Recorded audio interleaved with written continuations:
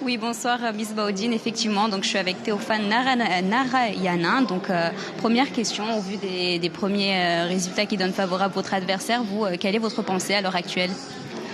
D'abord, je voudrais remercier les gens qui ont voté pour nous et aussi ceux qui n'ont pas voté pour nous. Leur dire que les urnes ont parlé et la réponse est plutôt limpide. Sauf à dire que cette campagne électorale était basée sur le racisme, la délation, le mensonge, des critères qu'on a rarement vus dans une campagne électorale. Il fallait que je m'intéresse de près à cela pour comprendre comment ça se passe.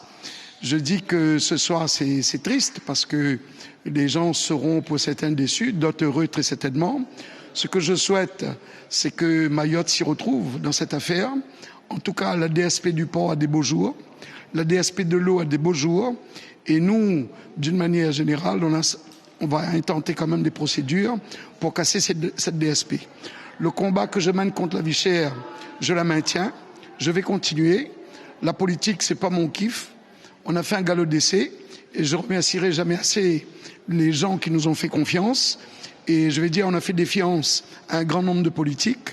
Madame Youssoufa s'est entourée des vieux de la vieille.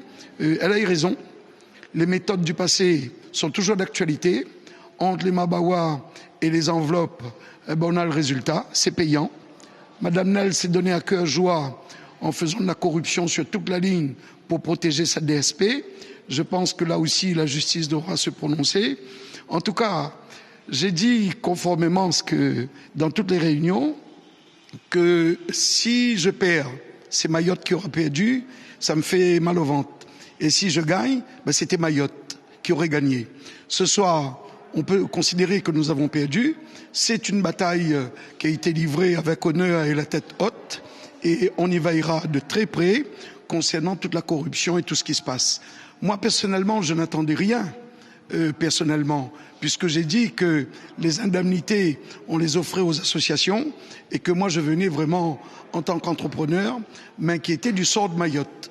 Parce que je considère que Mayotte est dans un état de coma et que pour relever ce coma, il fallait un bon médecin. Je m'étais proposé comme technicien et médecin pour sortir de ce coma.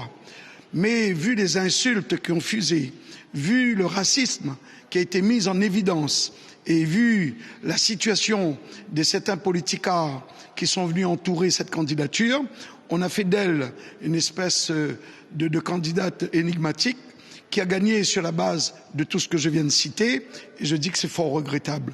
Mais enfin, les urnes se sont prononcées, je me sens tellement libre aujourd'hui pour continuer la bataille, avec ou sans mandat, je veillerai concernant à la vie chère. Mais je voudrais dire aux gens, et surtout leur confirmer, que c'était un galop d'essai qui s'arrête à là.